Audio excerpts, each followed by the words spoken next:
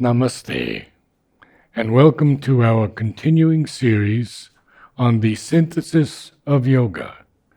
Today we begin Chapter 3, Self-Surrender in Works, the Way of the Gita, as always with our beloved Ranga. It is page 89. Chapter 3, Self-Surrender in Works, the Way of the Gita. Life, not a remote, silent or high uplifted, ecstatic beyond. Life alone is the field of our yoga. But there's a hyphen. Yeah, it should have been a dash. Because it's not beyond life. It is life. Yes, correct. So, that should not be a hyphen. It should be a dash. Yeah. Or even if it's a hyphen, unfortunately, it has come at the end of the line. Yes. And so you feel there is a compound. It's not a compound. No, it's not. Correct. So, life alone is it could have even been a full stop. That's right. So, I read that sentence again.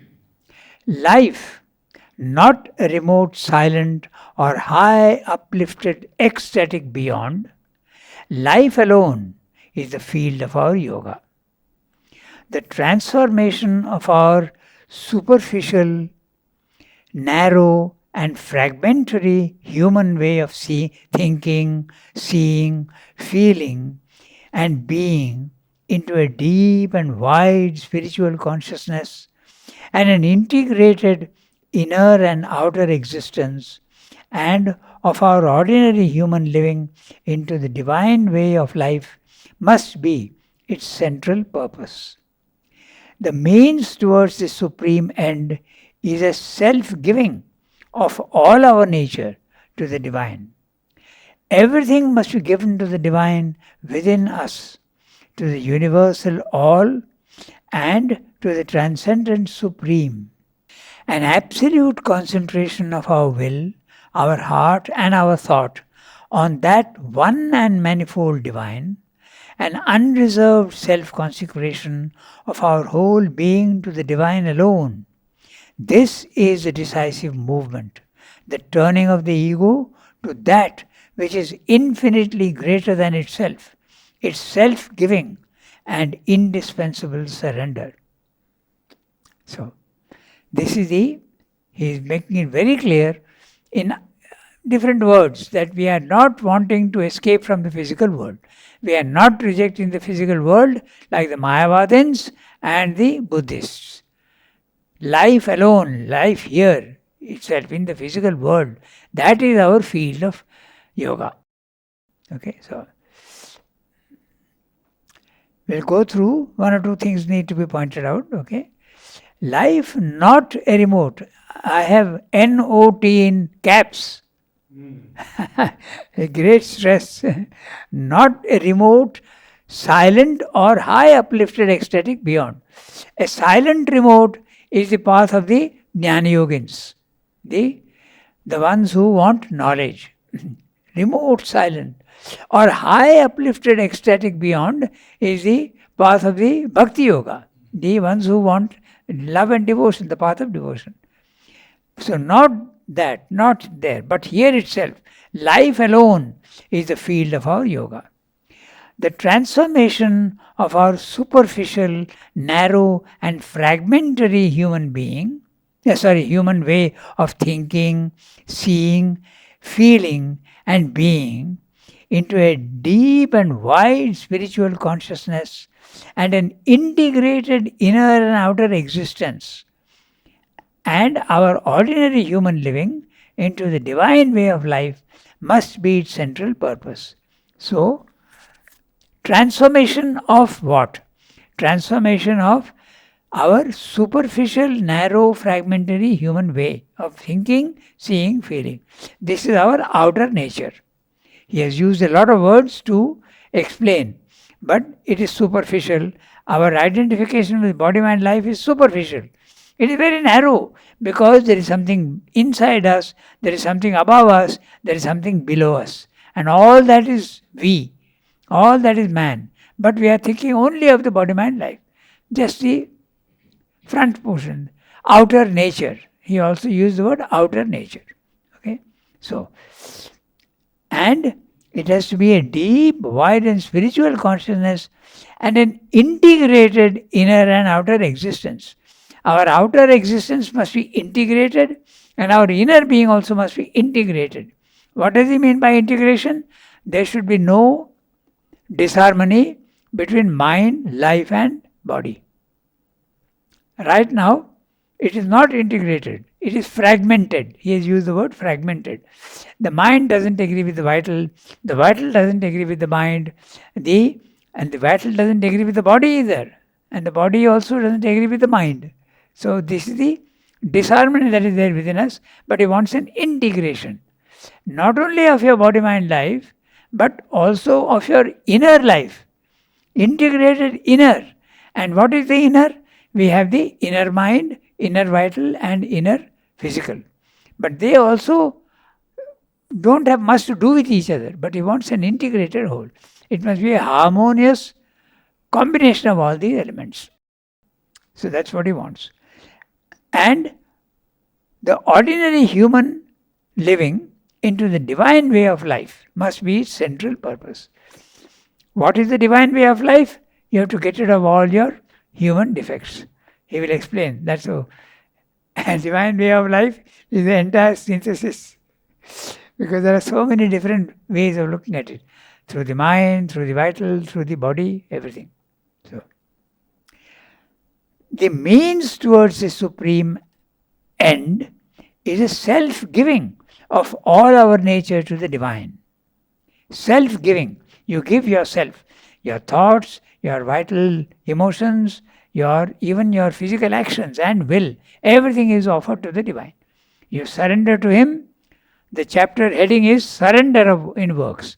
You let the divine decide everything for you. Not easy, because you continue to do your old things. Okay, you continue to decide what you want to do, and then if you are really sincere, indications come that don't do this. Okay, and then you leave it to the divine. Or if a difficulty comes up, then you realize that you are trying to solve the problem on your own and you are not surrendering to the divine. Then you understand that you have to leave it to the divine to do. Could you speak a little bit about the title, Self-Surrendering Works, the Way of the Gita? Yes, because the Gita is probably, in Indian civilization, the best exposition of Karma Yoga. Sri Aurobindo says that. He says the Gita is a masterwork for the exposition of Karma Yoga. That's why, the way of the Gita. He is stressing that. Okay, so an absolute concentration of our will, our heart, and our thought on that one and manifold divine. Okay, it's one and manifold. An unreserved self-consecration of our whole being to the divine alone. This is the decisive movement, the turning of the ego to that which is infinitely greater than itself, its self-giving and indispensable surrender. So he is using the word turning of the ego to that, but because there is no ego, it disappears when you go up, okay, or you go inside. The ego becomes fragile and very breakable, and it disappears if you go up. So what he means is the egoistic consciousness that has to be turned to the divine. Okay, which is infinitely greater than itself, its self-giving and indispensable surrender. The surrender is indispensable if you want to follow the integral yoga. Surrender is not indispensable if you don't want to follow the integral yoga. There are other methods. Surrender is essential. And surrender to whom? He will tell you, the Divine Mother.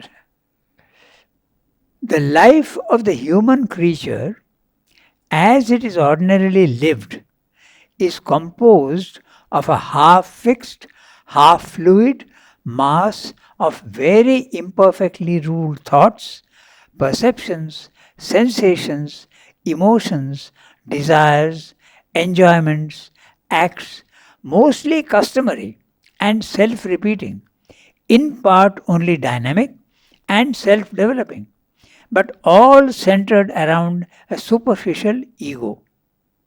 The sum of movement of these activities eventuates in an internal growth which is partly visible and operative in this life, partly a seed of progress in lives hereafter. This growth of the conscious being, an expansion, an increasing self expression, a more and more harmonized development of its constituent members is the whole meaning and all the pith of human existence.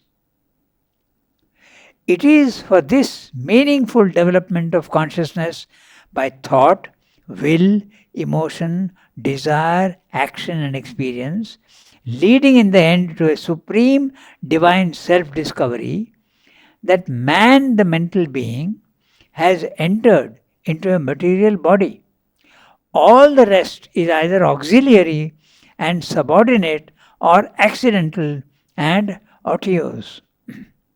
That only matters which sustains and helps the evolution of his nature and the growth, or rather the progressive unfolding and discovery of his self and spirit.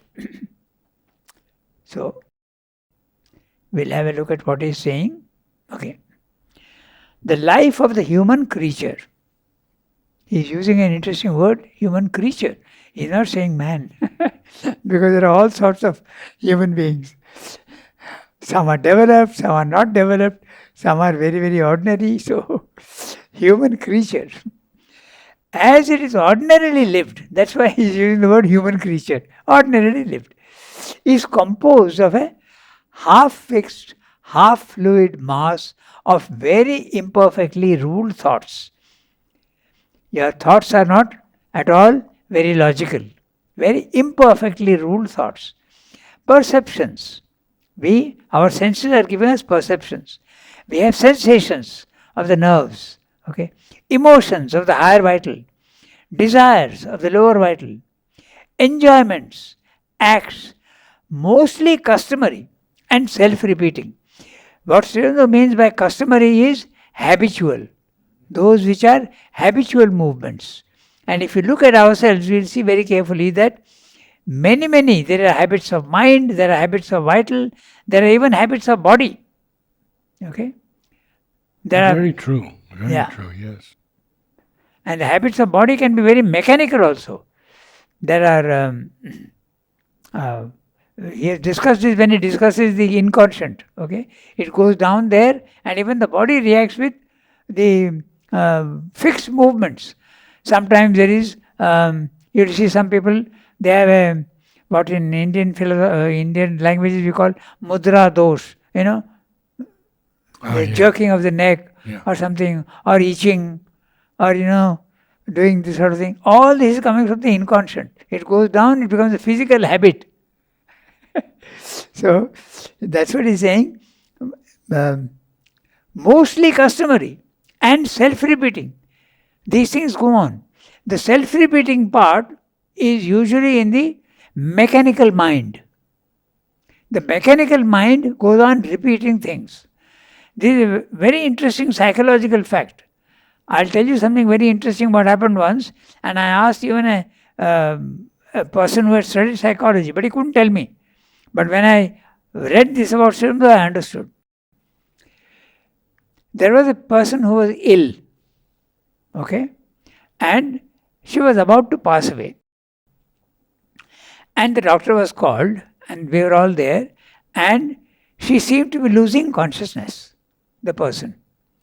And when the doctor spoke something, she is repeating the exact word like an echo. It went on for about 10-15 minutes. I found this a very strange thing.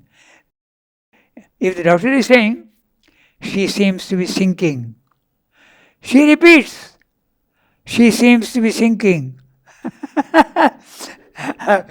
What should we do next? She repeats, what should we do next? So, this is the mechanical mind. It's a part of us which goes on doing this. The best way of identifying the mechanical mind is when you hear a tune and the tune goes on in your mind like a record, broken record. It goes on and on. That's the mechanical mind. Not the physical mind. No, it's part of the physical mind. Ah, okay. It's part of the physical mind, but mechanical mind. All right. Also, you'll see sometimes autistic children, they go on repeating a certain movement. Okay? Solomon Grundy, born on a Monday. I've heard that. I've heard that in autistic children in the film. So, that's what it means by mostly mechanical and self-repeating. Okay? It's a mechanical mind. In part only dynamic and self-developing. Very few human beings are thinking consciously of developing themselves. That's why he's saying, in part only dynamic. What does it mean by dynamic? Something creative. We eat, we sleep, we go to the office, we just do our work, come back, raise a family. Self-repeating. Not dynamic, not creative. Artists are creative, poets are creative, okay? Thinkers are creative. Athletes. Athletes are creative? I don't know. Well, gymnasts. That's working with the body. When he uses the word dynamic, I think he is not meaning pure physical action. I don't think so. More creative. Yeah, that's right. Because he uses the word self-developing and self-developing. Dynamic means something which creates. So mostly in part only, very little, but all centered around a superficial ego. So the ego is the one that centralizes you, and that is essential at our level. Many undeveloped people don't have much of an ego. They are just floaters, like leaves in the wind. Anyway, he goes anywhere. You can make him do anything you want. But there are people who are very developed and who have a will of their own.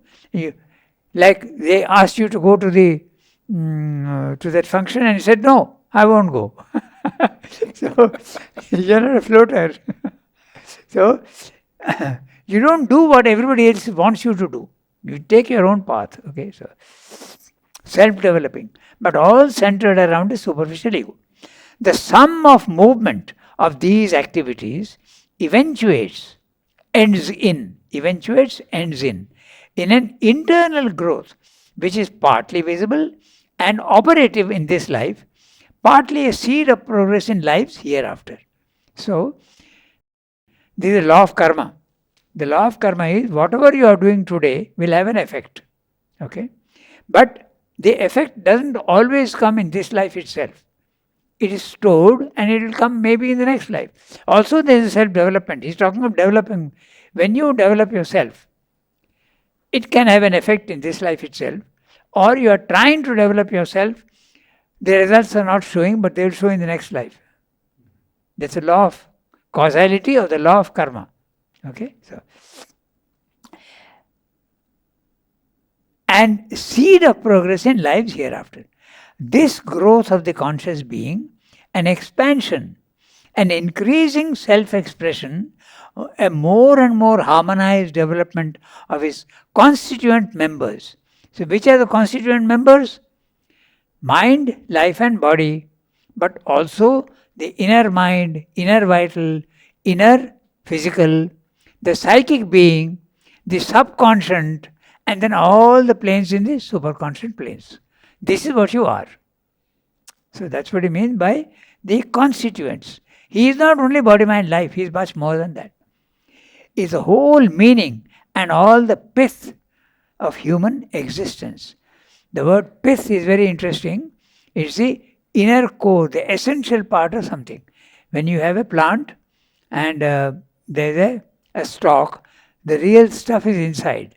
Like you can tear off the outer skin and the pith is there inside. In fact, I have a note on that. Soft sponge-like central cylinder of the stems of most flowering plants. That's the pith.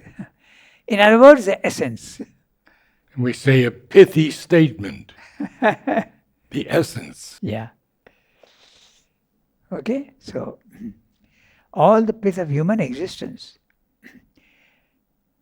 It is for this meaningful development of consciousness by thought, will, emotion, desire, action, and experience, leading in the end to a supreme divine self-discovery, that man, the mental being, has entered into the material body. So, the purpose of birth in the physical world is nothing but growth and the possibility of self-discovery. That's the aim of life, to find yourself, who you really are. All the rest is either auxiliary and subordinate or accidental and otiose. The word otiose means purposeless, useless. Okay? That only matters which sustains and helps the evolution of his nature and the growth, or rather the progressive unfolding and discovery of his self and spirit.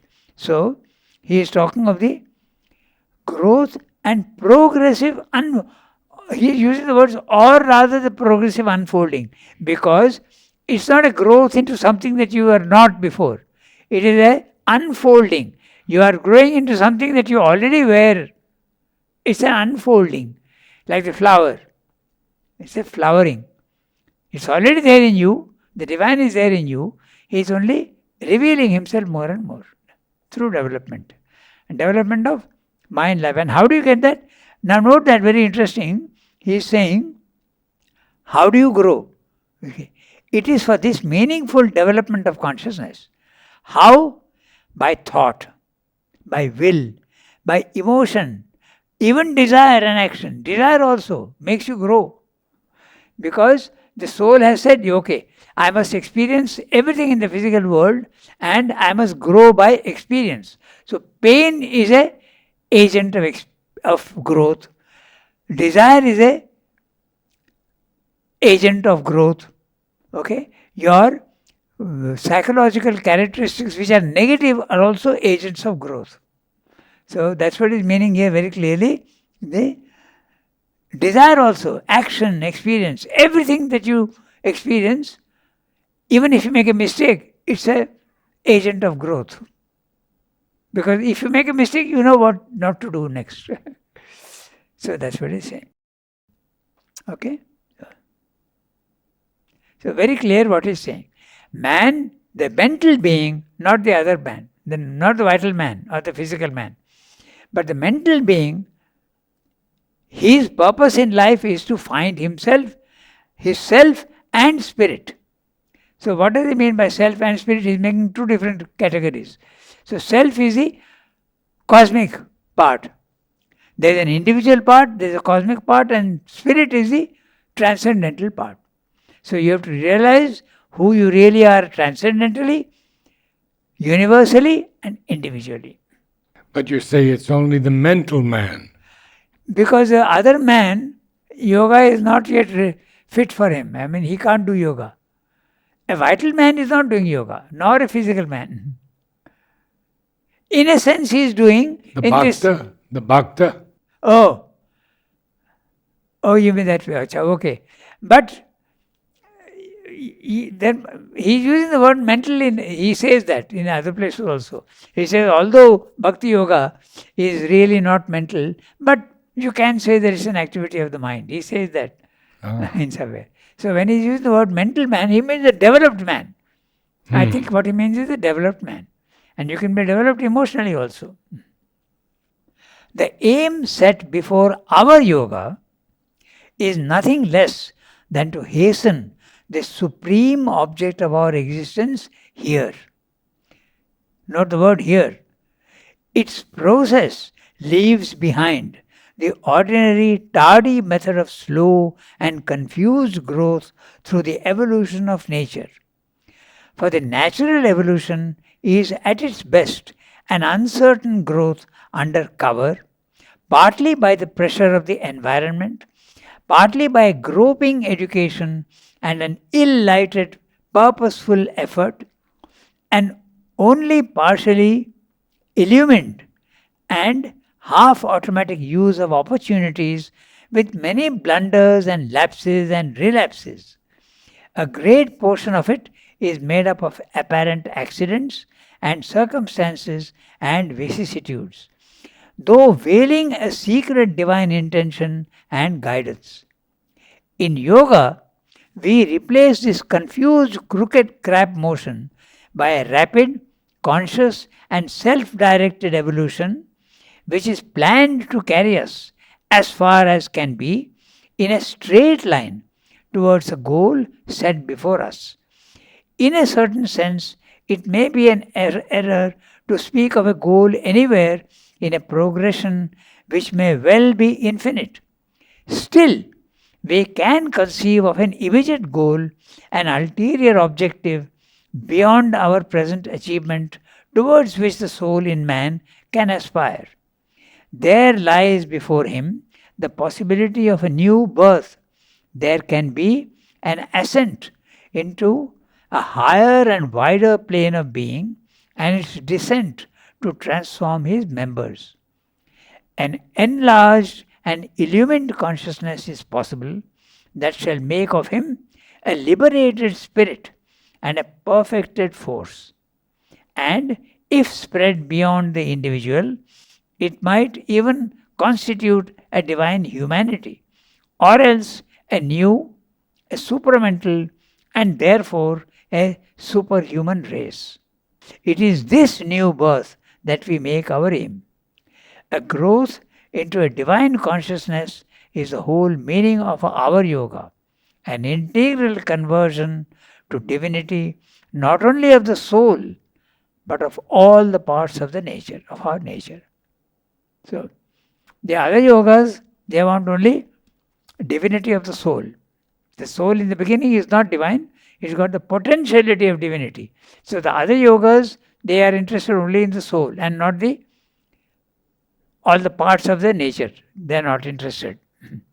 But Sevda is interested also in the parts of the nature, your mind, life, and body. Transformation into a divine way of living. That's the difference. Of course, you have to go through the first phase. You have to say no to your body, mind, life and go up. So, up to that point, it is common. All yogas have to do that. They have to lose their identification with the lower body, mind, life and know that you are pure consciousness. After that, the aims differ. He says that. Some say enough and some say no, not enough. So that's what the difference comes after the rise into the spiritual plane of consciousness. The paths diverge. Somebody wants only knowledge, somebody wants only love, somebody wants a divine nature, and Sri Aurobindo wants a divinized body, mind, life. Our purpose in yoga is to exile the limited outward-looking ego and to enthrone God in its place as a ruling inhabitant of the nature. And this means first to disinherit desire and no longer accept the enjoyment of desire as a ruling human motive. The spiritual life will draw its sustenance not from desire but from a pure and selfless spiritual delight of essential existence. And not only the vital nature in us whose stamp is desire, but the mental being too must undergo a new birth and a transfiguring change. Our divided, egoistic, limited and ignorant thought and intelligence must disappear. In its place, there must stream in the catholic and faultless play of a shadowless divine illumination, which shall culminate in the end in a natural, self existent truth consciousness free from groping half truth and stumbling error. Our confused and embarrassed, ego centered, small motived will and action must cease and make room for the total working of a swiftly powerful, lucidly automatic, divinely moved and guided, unfallen force. There must be implanted and activized in all our doings a supreme, impersonal, unfaltering, and unstumbling will in spontaneous and untroubled unison with the will of the divine.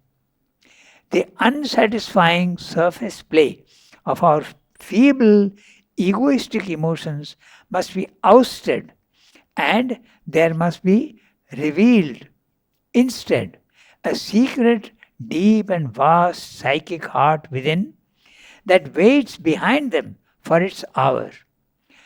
All our feelings, impelled by this inner heart in which dwells the divine, will be transmuted into calm and intense movements of a twin passion of divine love and manifold ananda. This is the definition of a divine humanity or a supramental race. This, not an exaggerated or even a sublimated energy of human intellect and action, is the type of the Superman whom we are called to evolve by our yoga. When did he write these lines? Pardon? When did he write this? Yeah, he wrote it in the Arya, 1914 to 1920, 6.5 years. But He revised it also, no? when it came out in a book form, maybe there was some revision, Ah, but not extensive revision. For Life Divine was extensively revised, but not the synthesis. Because those portions where there is a slight doubt about the overmind and supermind, those things are still there. so he does mention the Superman here. Yes, that's right. The type of, but there are two types of Supermen. He refers more specifically elsewhere, okay, because he is talking of Nietzsche. Ah, yes. He is referring to Nietzsche. Nietzsche was he used the word Superman, but in his philosophy, the little that I have gathered from him and what Sri Aurobindo writes about him, Sri Aurobindo calls him a blind seer. A seer who is blind. Oh, Because he did have spiritual experience, there is no doubt about that. But he went more towards the power aspect, not the love aspect and the knowledge aspect. Because he speaks of the man who is superior to the others. So, almost the Titan. yeah. So he calls him as I said, he calls him a blind seer. Because he went more to that superior aspect. Okay, the man who can rule over others. That was the basic idea. That he has experienced himself, there is not much doubt. Nietzsche. Because he spoke about going beyond good and evil. Now, you can't go beyond good and evil unless you have gone to the self. In the physical world, we don't go beyond good and evil. We select the good and leave out the evil. But they are always together. You have to go beyond both. And that is possible only in the self. So definitely he has had a glimpse of the spiritual planes of consciousness. That's why blind seer. So, that's what he's saying here. This, not an exaggerated or even a sublimated energy of human intellect and action. He is very clearly referring here to Nietzsche. Because elsewhere he has referred openly. Okay? An exaggerated or even a sublimated energy of human intellect and action is the type of the human Superman whom we are called upon to evolve by our yoga.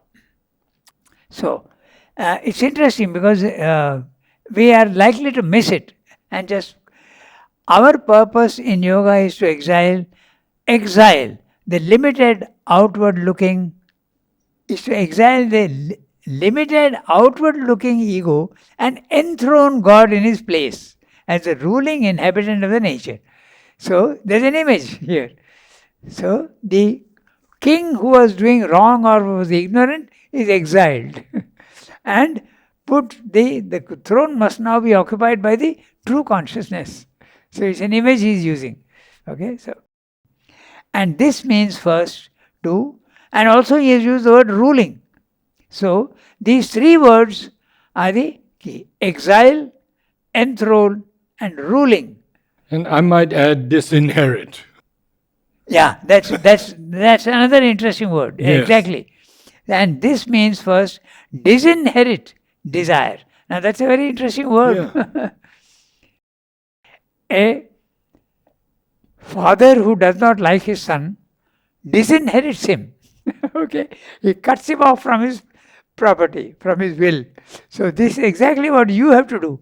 Desire, I don't favor you, I disinherit you. Get lost. That's what he's saying. And this means first to disinherit desire and no longer accept the enjoyment of desire as a ruling human motive. The spiritual life will draw its sustenance not from desire, but from a pure and selfless spiritual delight of essential existence, not superficial existence. Essential existence. The inner life. Okay. So, and not only the vital nature in us whose stamp is desire, but the mental being too must undergo a new birth and a transfiguring change. The mind also has to change. It has to be full of light instead of darkness. So,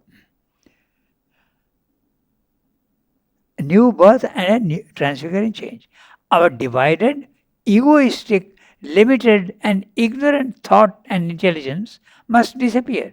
In its place, there must stream in the catholic and faultless play of a shadowless divine illumination, which shall culminate in the end in a natural, self-existent truth consciousness, free from groping half-truth and stumbling error. So, some of the words we need to stress, the way he uses words. So, our divided, egoistic, limited, ignorant thought and intelligence. He is speaking of the mind. The mind must be transformed, must disappear. Okay? In its place, there must stream in.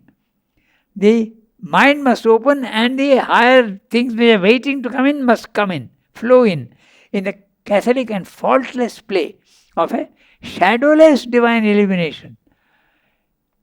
Light without shadow. Lumière sans obscurité. Mother also speaks of that. And there's a flower that I photographed last night. Yes. Light without obscurity. There. A beautiful flower. So it sounds strange, but our light it's a half light. It's a twilight. So there it's only light. They also speak of the psychic being as a small fire, but smokeless fire. It's a fire which is without smoke. So here also it has to be a light without shadow. Is the psychic also without heat? Which one? The psychic. Without heat? We know it's without smoke. Is it without heat? No. On the contrary, psychic consciousness produces heat in the body for purification. Sometimes you can even feel it like a fever. And it purifies you. Things which are impure in you, they all come out into the body. Because when you clean this is another principle, interesting principle. When there is wrong thoughts or wrong movements in the mind and you expel it from there, it goes into the vital. And when in the vital also you remove all these things, they go into the body. They appear in the body. So when the psychic is active, the body starts developing all sorts of things. It comes out into the body. I gave you the example of Temiben. Yes, Remember? the fire. Yeah, she had, not only that, the other one. She had a lot of skin problems she had. Yes. And She went to mother and asked mother that why this skin problem is there. The mother said, when you clean the vital, all that dirt comes out into the body. And when you are able to get rid of it from the body, it goes on to the subconscious. And if you manage to even clear it from subconscious, it goes into the inconscient and remains there. Nothing disappears in the physical world. Nothing disappears. That which has once been never dies. Srimdo says in Savitri. Yes, yes. That which has once lived never dies. Now, this is a little off topic, but what about people who can hold their hand above you and you feel the heat coming into your hand? They have the capacity of healing. They are known as the faith healers. Their hands have the capacity to stream out force, curative force. Of course, they can do that. Actually, everybody, some amount of force will be coming, but you're not conscious of it. Sometimes there are people who have what they say green fingers. Yes. You know, they deal with plants and all that. The plants respond very beautifully to them, not to everybody. In fact, this is something so interesting that even when you wear a watch on your hand, the watch will respond to you. There are people who, I know one particular person, whichever watch he wore on his hand, didn't work. Again? Didn't work. The watch was not working on his hand. He had to reject it. And my watch is always slower. That must be not so good. So, this is these are the subtle forces which are there everywhere, and some people automatically have the capacity to direct these forces through their hands. I have read of a particular person who had a tumor, okay, and this faith healer came and no operation. He just went on doing like that with his, went on, and the tumor disappeared. So they have this power to do that.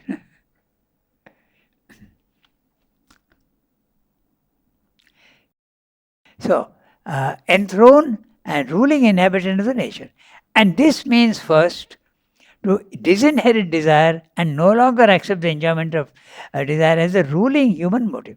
The spiritual life will draw its sustenance not from desire, but from a pure and selfless spiritual delight of essential existence, not the outward existence.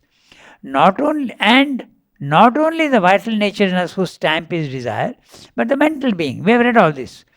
Our divided, egoistic, limited, ignorant thought and intelligence must disappear. In its place, there must be stream in the catholic and faultless play of a shadowless divine illumination, which shall culminate in the end in a natural, self-existent truth consciousness. Very clear, when he uses the word truth consciousness, he means the supermind, not the spiritual planes of consciousness. Because spiritual planes, half-truth. The truth consciousness is only in the supermind. Okay? Free from groping half-truth and stumbling error. Our confused and embarrassed, ego-centered, small-motived will and action must cease and make room for the total working of a swiftly powerful, lucidly automatic, divinely moved and guided unfallen force. So, unfallen is not there in SABCL, but here this has been added, unfallen force. Maybe Srimda added that later on in his book. They found a synthesis copy in his room, where even in the book he had made corrections. So that was, they have incorporated in the CWSA. There must be implanted and activized in all our doings a supreme, impersonal, unfaltering and unstumbling will in spontaneous and untroubled unison with the will of the divine. The word unison means perfect harmony. When you are singing your Om choir, there has to be unison. Sometimes there is what they call contrason. Huh? There are two different scales, but they are perfectly harmonious. In unison means all together, in perfect harmony. So there is a difference between union and unison. So we have to make a distinction there. Okay, the unsatisfying surface play of our feeble, egoistic emotions must be ousted, okay, thrown out, replaced, ousted, and there must. The word ousted means seize and take control without authority. The first meaning is to remove and replace. Yeah. But in another meaning, to oust the legal authority is to do it illegally. That meaning also is there in oust. But here, Srivna officially means remove and replace. That's what it means. There must be revealed instead a secret, deep and vast psychic heart within that waits behind them for its hour. And the psychic can come forward when there is sufficient amount of purity in the outer nature. If the outer nature is not pure, the psychic does not come in. It reminds you of that line in Hour of God. You must keep the temple clean if you wish to install there the divine presence. If the temple is not clean, the divine will not come in. So, behind for its hour, all our feelings, impelled by this inner heart in which dwells the divine, will be transmuted into calm and intense movements of a twin passion of divine love and manifold ananda. As we said earlier, love, ananda and beauty often go together. Mostly they imply each other. This is the definition of a divine humanity or a supramental race. So he has told you the mind must be replaced with light, the vital must throw out desire and ego, and body he has not spoken about, but this is and the psychic must come forward. These are the three things. This is the definition of a divine humanity or a supramental race. This, not an exaggerated or even a sublimated energy of human intellect and action, is a type of the Superman whom we are called to evolve by our yoga. We stop here today. Namaste all.